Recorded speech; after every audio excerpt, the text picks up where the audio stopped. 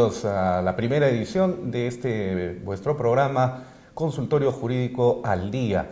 El día de hoy vamos a iniciar el programa tratando un tema que es, lamentablemente, hay que decirlo, bastante común en la sociedad peruana, y es el que tiene que ver con el tema de alimentos. ¿Qué son los alimentos? ¿Quiénes deben proveer de alimentos? ¿A quiénes? ¿Solamente los padres a los hijos? ¿O en algún momento los hijos a los padres? Y si esto es así, ¿en qué circunstancias? Como también si es que los padres deben proveer, como de hecho sucede por un mandato natural, alimentos a sus hijos, ¿hasta qué edad? Bueno, estas y todas las dudas y preguntas que ustedes puedan tener y que desean transmitirlas para que podamos absolverlas a través de este programa, no duden en escribirnos a las redes sociales que están apareciendo en este momento en pantalla. Hemos invitado para este programa inicial a la doctora Vanessa Alfaro Mendoza. Ella es abogada, especialista en Derecho de Familia y específicamente el tema relacionado al de alimentos, y tiene una exitosa práctica también en el mundo del derecho penal. Con ella vamos a conversar sobre el particular. Doctora Vanessa, bienvenida al programa. Muchísimas gracias por la invitación, gracias y un saludo a todos nuestros participantes que en ese momento se enlazan con nosotros. Muy bien, la pregunta inmediata, ¿qué es lo que significa alimentos desde el punto de vista jurídico? En principio, cuando una persona, sea hombre o mujer, genera hijos, ya se produce desde ese momento una relación que va más allá de un tema biológico. Hay una obligación que por ley ya se encuentra estipulada y en la cual toda persona que tenga un hijo alimentista tiene la obligación de cumplir, de acudir con una manutención por ello. Ahora, no es de carácter permanente, no se perenniza en el tiempo. Esto es más que todo, ¿por qué? Porque toda persona, desde el momento en que nace, en que ya se genera un ámbito del desarrollo social, estamos hablando del plano educativo, estamos hablando del tema recreacional, estamos hablando de la alimentación propiamente dicha también. De todos estos aspectos que tienen que ser cubiertos. Entonces, ¿cómo es que yo, como padre, tengo que aportar con ello? Con una pensión de alimentos. Ya, como padre o madre. Exacto, como padre o madre. No hay ninguna objeción respecto de la obligación que también tiene la alimentación. El Código Civil establece que es obligación de los padres, es decir, padre y madre, de proveer de alimentos a sus hijos. Exactamente, ya hemos tenido experiencias donde mujeres han sido demandadas por no acudir en su labor de la pensión, de alimentación que tienen necesariamente que cumplir de acuerdo a nuestro ordenamiento jurídico. Ahora, el Código Civil que nosotros tenemos desde el año 1984 y en relación al anterior Código Civil de 1936 se establecía que existían dos clases de hijos: los legítimos, es decir, aquellos que nacían dentro del matrimonio, y los ilegítimos, los que nacían fuera del matrimonio por, como se suele decir comúnmente, ¿no? Porque el papá sacó los pies del plato y entonces tuvo un hijo por otro lado, y a ese se le llamaba el hijo ilegítimo, peyorativamente el bastardo. Hoy día esa diferenciación no existe porque además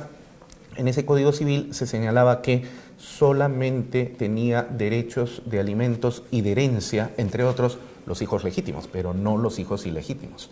Hoy día ya no hablamos ni de hijos legítimos ni de ilegítimos, sino solamente de hijos matrimoniales o extramatrimoniales, pero tienen los mismos derechos o siguen teniendo algunas restricciones. Exactamente, gracias por la acotación.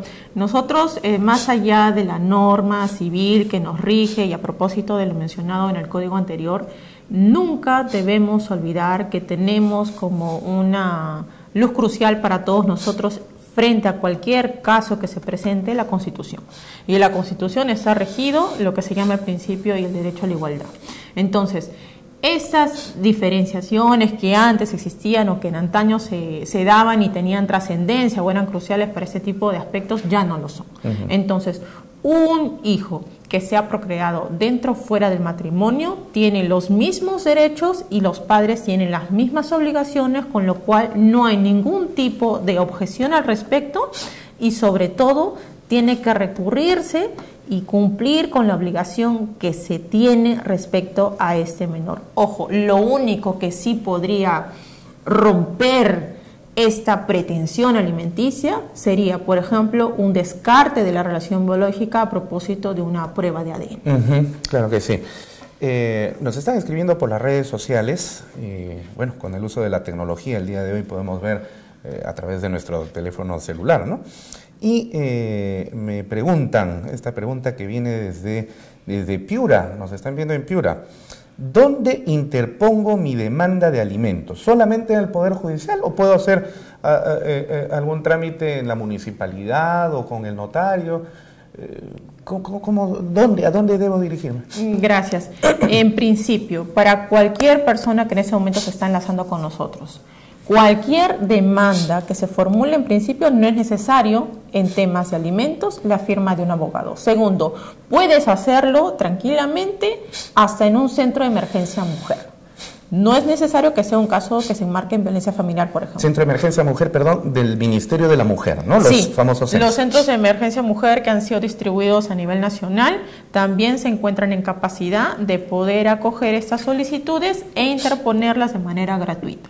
Adicional a ello, también se puede hacer formular las demandas en las instancias del Poder Judicial. Claro, esto es en función de la dirección en el cual se encuentra el demandante para poder formularlo y hacer mucho más efectivo su derecho. Claro, si yo vivo en Lima, por ejemplo, sería absurdo de que interponga la demanda en Huancavelica, por ejemplo. Exacto. ¿No? Sí. Ahora, ¿a dónde va? ¿Al juzgado de paz letrado o a un juzgado de familia? No, eso va a un juzgado especializado en familia. Tengo que hacer la acotación. Hay ocasiones, por ejemplo, que cuando se encuentran en distritos específicos sí pueden ir a juzgados de paz letrados donde se concentran, pero esto es en función de la población que se encuentra en la jurisdicción del juzgado. Pero por lo general, si por ejemplo estamos hablando de Lima o de Piura, que son ciudades grandes, sí se encuentran juzgados especializados. Eso es de acuerdo ya a la mesa única de partes que hace el rotulado de ello para poder determinar a qué dependencia va a ir. Ya, correcto. Aquí me llega otra pregunta. Dice, hola, tengo 2 hijos y mi expareja, no dice si está casado o no, mi expareja simplemente gana 1.500 soles mensuales. ¿Cuánto me corresponde por manutención? 2 hijos. Ok, gracias. El porcentaje máximo que se puede, por ejemplo, solicitar en torno a una persona que es demandada es hasta el 60% de los haberes, del dinero que percibe esta persona de manera mensual. He visto y he tenido ocasión, por ejemplo, donde se han hecho demandas de 200 soles por cada uno de los hijos, o sea, en un total de 400, pero esto es en función también del monto que percibe mensualmente el demandado o la demandada. Si estamos hablando de 2 hijos, el cálculo de este monto que se quiere solicitar es en función de lo que percibe esta persona. Y esto se tiene que colocar un detalle específico para hacer este cálculo. Ojo, yo siempre recomiendo lo siguiente: si tu pretensión que tú estás aspirando es de manera mensual, entonces haces un cálculo a la semana del gasto que tienes diario respecto a tus hijos. Esto lo acreditas con boletas, esto lo acreditas con recibos, con comprobantes, y esto lo multiplicas por 4 y lo plasmas en la demanda. Con ello ya el juez tiene una idea, una expectativa de cuál es el monto que tú requieres para la manutención de los hijos, de 1 o de 2 que tú estás requiriendo en tu demanda. Magnífico. Me están llegando varias preguntas, pero vamos a hacer un primer corte para poder continuar con esta conversación, ¿sí? No se vayan, ya regresamos en Consultorio Jurídico al Día.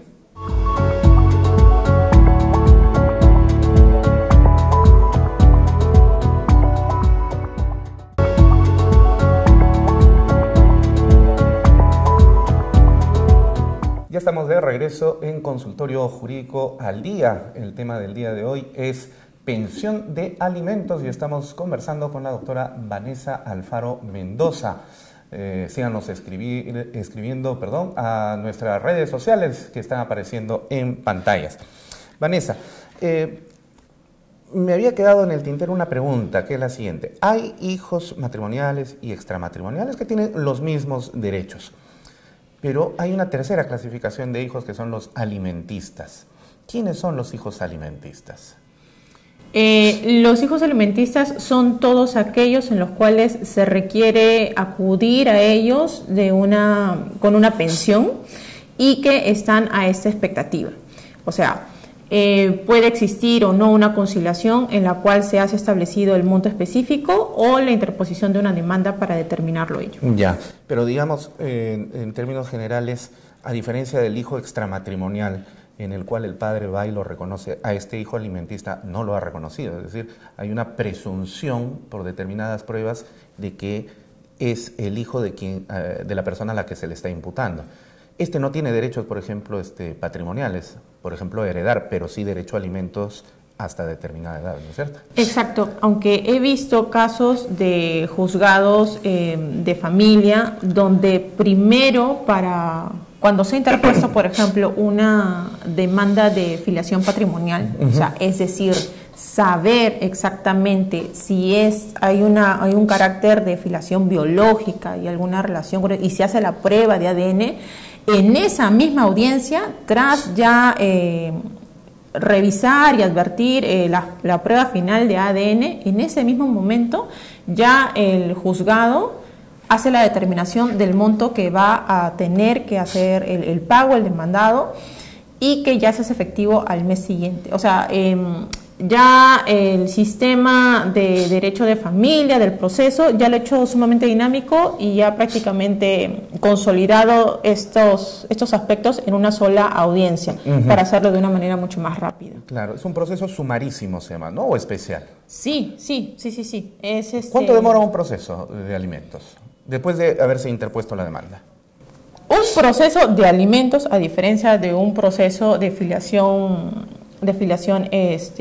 paternal o patrimonial, sí puede tomar tiempo. En eso sí tengo que llamar la atención al sistema, porque he visto, y eso sí es real, he visto que hay citaciones que se reciben en casilla en marzo para audiencias que tienen que celebrarse en octubre.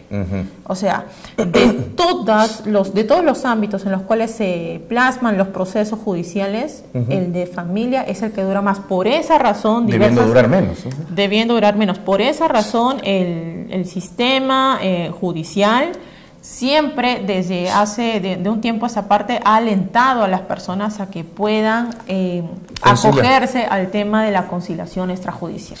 Ya. Acá me llega otra pregunta, dice, den información sobre la demanda de alimentos de padres contra hijos. ¿Existe esa figura? De padres contra hijos. Mira, en mi experiencia no lo he visto, no lo he visto, pero para que sea un tema de demanda de padres hacia hijos, tendría que ser una situación sumamente excepcional, pero sobre todo un tema de desamparo. Claro. El punto es este: sí se tiene conocimiento ya a propósito de una ley de poblaciones vulnerables respecto a personas mayores, por las condiciones en las que se encuentran, están sumamente protegidas con el tema de protección en torno al tema de violencia familiar. Esa es la protección que se le está dando en este momento. A la fecha, no se ha conocido demandas en torno a padres que hayan hecho contra hijos. Lo que sí he visto y he conocido es, por ejemplo, de esposos que, a pesar de encontrarse separados, sí recurren entre ellos para hacer una demanda y que pueden acudir con ellos frente a una pensión, siendo ellos pareja. Ya. Ahora,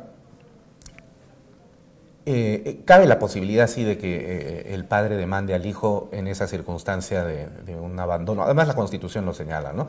Que la sociedad y el Estado protegen al niño, al adolescente y al anciano en situación de desprotección o vulneración. Pero ahora, digamos que lo natural es que el hijo demande al padre que no cumple con sus obligaciones. Pero, ¿hasta qué edad es que el padre debe acudir alimenticiamente a sus hijos? ¿Hasta los 18 por regla general o puede extenderse esa edad un poco tiempo más? Y si es así, ¿por qué? Hay una excepción a ello, o sea, por regla siempre tiene que ser hasta el cumplimiento de la mayoría de edad, pero por ejemplo, en situaciones sumamente específicas, en el caso, por ejemplo, tengo entendido de hijos de la policía, pueden y tienen que acudir a sus hijos hasta cuando culminen sus estudios superiores. ¿Solo policías o puede ser en otros casos? De los casos que dicen policías, pero sí tengo entendido que en otras situaciones también, siempre que sean estudios superiores los cuales estén cursando sus hijos. Ya, pero ahora tenemos un hijo que está en la universidad, pero que ya viene repitiendo 5 veces el tercer ciclo, ¿no? Es decir, es un literal vago. ¿Ese también merece seguir siendo mantenido a través de pensión de alimentos o es que el estudio esforzado es el que se tiene que seguir protegiendo a través de los alimentos? Bueno, es de acuerdo a cada caso, como lo hemos mencionado, pero sí, o sea, si estamos frente a un reconocimiento de un derecho que tienes para poder exigir una pensión, pero si estamos en una situación de un abuso clarísimo del derecho, en el cual se está dando una situación donde se está dando una negligencia total en acudir académicamente a la educación en la cual se supone que tú estás aspirando, definitivamente no habría razón de ser para amparar un tema de una manutención, de un pago por un tema de alimentos a una persona que está siendo negligentemente en una formación académica que está recibiendo. Ajá. Ahora, nos decías hace un momento que el monto máximo por el que se puede retener las remuneraciones del demandado y obligado es hasta del 60%. Exacto. Pero ¿qué pasa si, por ejemplo, el papá que tenía una remuneración de, digamos, 5.000 soles mensuales y tiene el deber de alimentar a 2 hijos con una ex esposa, que está además en poder de sus hijos, los está teniendo? Y por mandato judicial se le retiene el 60% de su sueldo, es decir, hasta 3.000 soles. Okay. Pero pierde el trabajo y luego encuentra otro donde se le paga, digamos, 4.000 soles. Pero ya no puede pagar los 3.000 porque esto pondría en riesgo su propia existencia. Entonces, él debería recurrir al Poder Judicial. ¿De qué manera para que se reduzca el monto de la pensión de alimentos? Sí se hace un tema de reducción en función del monto menor que está percibiendo en ese momento. Y ojo, otra causal también por la cual se puede reducir es cuando uno procrea un hijo más. Eso también, o sea, para el Poder Judicial, para el sistema es importante no solamente el hecho de cautelar que no exista algún perjuicio para el padre que se encuentra obligado, sino tampoco no tiene por qué dejarse en amparo a algún hijo que eventualmente están haciendo. Automáticamente la única razón por la cual un padre merma el monto con el cual acudía a sus hijos es con el nacimiento del nuevo. Y cuando se hace un cambio en este tipo de estatus, donde ganabas cierta cantidad y de pronto estás teniendo un monto menor, de todas maneras tienes que acudir en el tema, pero ya el porcentaje se adecúa en función del nuevo... De la nueva situación. Sí, del nuevo horario que se está teniendo. Ahora, tú nos decías hace un momento que la experiencia te dice que hay personas que interponen su demanda, digamos, en el mes de febrero, sale el auto admisorio de la demanda en marzo y se señala la fecha de audiencia única en octubre. Sí. Sobre este mismo ejemplo, digamos, el juez, luego de llevada a cabo esta audiencia, en el caso de que concurran las dos partes, sentencia en enero, ¿ya? Y condena al demandado al pago de un monto de dinero específico. ¿Desde cuándo empieza a correr la liquidación? ¿Desde el momento de la sentencia o desde el momento en que se notificó la sentencia? Perdón, la demanda. No. Este cálculo que se hace es de acuerdo a las pruebas que se dan en el tema de la demanda y la sentencia es el resultado de todo este análisis. ¿En qué momento es que yo voy a percibir el monto es desde el momento en que se da esta decisión. Desde el momento en que se da esta decisión. Ahora, ha habido ocasiones, por ejemplo, que madres han consultado. Sí, pero yo he tenido a este hijo desde el tema del embarazo y tengo todos los gastos acreditados de todo lo que he tenido. Yo quisiera retrotraerme hasta ese momento. No se podría. Ya, es desde el momento de la demanda. Entonces. Desde el momento en que se interpone, y por eso es que siempre se exhorta a la gente que lo haga lo más rápido posible y lo más antes. Listo, ok. Bueno, son las preocupaciones más recurrentes, ¿no? Acá nosotros seguimos recibiendo consultas, preguntas a través de nuestras redes sociales, pero ya el tiempo nos ha ganado. Queremos agradecer a la doctora Vanessa Alfaro por su colaboración el día de hoy y ya lo saben, semana a semana seguiremos con ustedes a través de esta plataforma digital de Andina para seguir absolviendo vuestras dudas y consultas en temas de naturaleza judicial. Gracias por seguirnos. Permiso.